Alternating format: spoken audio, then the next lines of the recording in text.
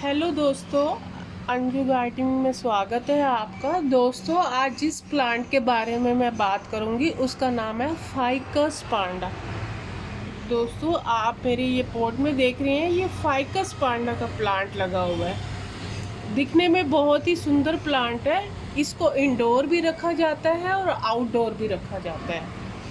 आप इसकी ये पत्तियां देख रहे हैं, कितनी वैक्स की तरह लग रही हैं। आप इसको फोकस करेंगे ना कैमरे को, तो आपको अच्छे से नज़र आएगी। ये फाइकिस की तरह चमकीली पत्तियां हैं इसकी। दिखने में बहुत ही सुंदर प्लांट है दोस्तों, आप कभी पार्क वगैरह में जाएं तो आपको ये वाले फाइकस दिखते होंगे, ये प्लांट आपको। और इनकी हाइट भी काफ़ी ऊंची हो जाती है। कम से कम ये इसकी हाइट 7 फुट तक चली जाती है। आप गार्डन में ये देखेंगी तो ये डेकोरेशन के लिहाज से रखे जाते हैं ये फाइकस प्लांट। दोस्तों, इसकी हमको क्या देखभाल करनी चाहिए, मैं उसके बारे में मैं आपको बताऊंगी। देखभाल करने के लिए आपको क्या करना है दोस्तों, इसके लिए आपको रेतीली मिट्टी लेनी है। रेतीली मिट्टी लेनी है मतलब जब भी आप इसका सॉइल का मिक्सचर बनाएं ना, इस सॉइल के मिक्सचर में स्टोन्स और रेत जो कंस्ट्रक्शन में यूज़ होती है ना, वो डालें। देखिए दोस्तों, मैं आप इस प्लांट का मेरा हाल बता रही हूँ। देखिए, इसकी जो मिट्टी थी वो चिकनी थी, उसमें ये स्टोन्स वगैरह नहीं थे, ऐसी चिकनी मिट्टी थी। अब बारिश आई है, इसकी वजह से इसके अंदर पानी क्या हो गया है, जमा हो गया है। इससे क्या होता है, ये प्लांट है वो सड़ जाएगा। अब मैं इस प्लांट को कैसे बचाऊंगी? इस प्लांट को बचाने के लिए मैं इस पे रेत डाल दूंगी, जो कंस्ट्रक्शन में यूज़ होती है ना, उस रेत को डालूंगी, इस मिक्सचर में डालूंगी। जो ये चिकनापन है इसकी मिट्टी का, थोड़ा वो कम हो जाएगा, जिससे ये प्लांट में जो वाटर लॉगिंग हुई है वो नहीं होगी। तो आए ये फाइकस प्लांट में, इसमें भी आपने ये ध्यान रखना है, जब भी आप इसकी मिट्टी बनाएं तो उसमें रेत और कंकर ज़रूर डालें, क्योंकि इस प्लांट को रेतीली मिट्टी पसंद होती है। और दोस्तों, इस प्लांट को आपने डायरेक्ट सनलाइट में नहीं रखना है, क्योंकि अगर डायरेक्ट सनलाइट में रखेंगे तो जो इसकी पत्तियां हैं वो पीली पड़ जाएगी। तो इसके लिए आपको क्या चाहिए कि इस पर क्या रहे, इनडायरेक्ट सनलाइट है। जैसे ये सूरज की रोशनी है, मतलब इसको, ये जो मेरा प्लांट है ना दोस्तों, ये झुंड में पड़ा हुआ था। झुंड में पड़े होने से क्या होता है, इसके अंदर ह्यूमिडिटी रहती है, और ह्यूमिडिटी रहेगी तो ये प्लांट क्या होगा, अच्छे से ये खुश रहेगा, और इसके अंदर ये जो मॉइस्चर है ये बना रहेगा। इस तरह का मॉइस्चर बना रहना चाहिए। इस तरह से इसकी हल्की हल्की मिट्टी गीली रहनी चाहिए। और आप जब भी इसको बाहर प्लांट रखते हैं तो इसको झुंड में रखें।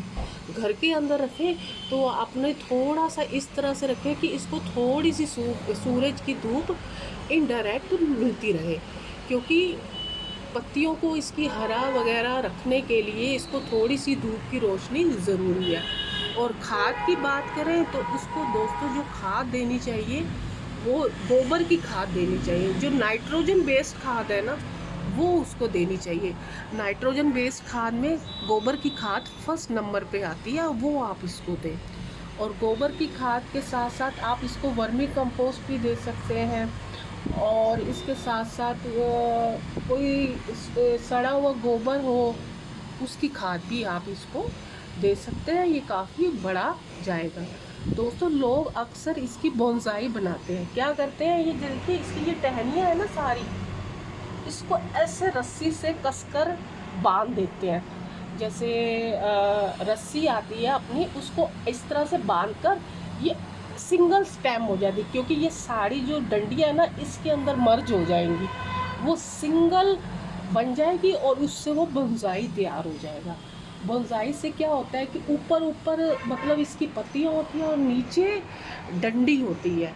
इसका लोग बोनसाई भी काफ़ी बनाते हैं, और इसकी काफ़ी स्पीशीज़ पाई जाती हैं, केवल एक वैरायटी की नहीं होती। ये जो वैरायटी है इसका नाम है फाइकस पांडा। जिन्हों से मैंने नर्सरी से लिया था उन्होंने कहा था ये फाइकस पांडा प्लांट है, और इस प्लांट की प्राइस ये तो मुझे 60 रुपीज़ का मिला है नर्सरी से।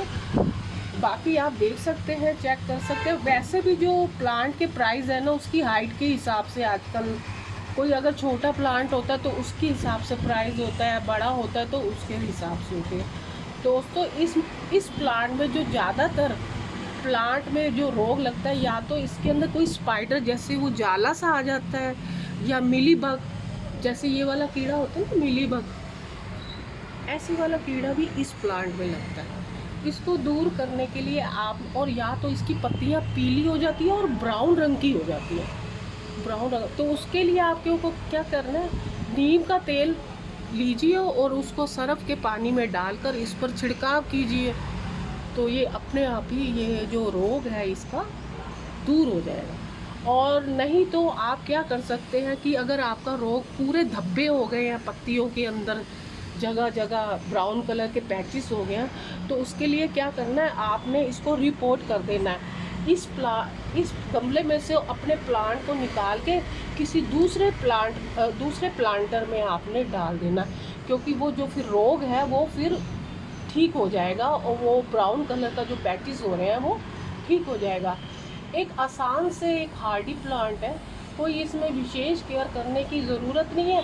बस इसकी आप मॉइस्चराइज़र का ध्यान दीजिए, ज़्यादा पानी मत दीजिए, ज़्यादा ओवर वाटरिंग मत कीजिए, मिट्टी को रतीला बनाइए और 6 महीने में एक बार इसको गोबर की खाद दे दीजिए, क्योंकि ये पत्तियों से संबंधित प्लांट है, नाइट्रोजन बेस्ड प्लांट, इसकी खाद होनी चाहिए और दिखने में बड़ा खूबसूरत है।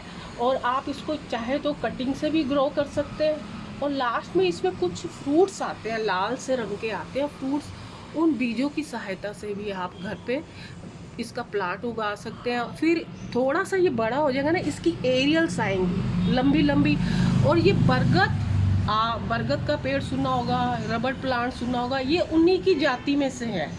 जो प्रजाति है ना, ये उन्हीं की प्रजाति में से आता है।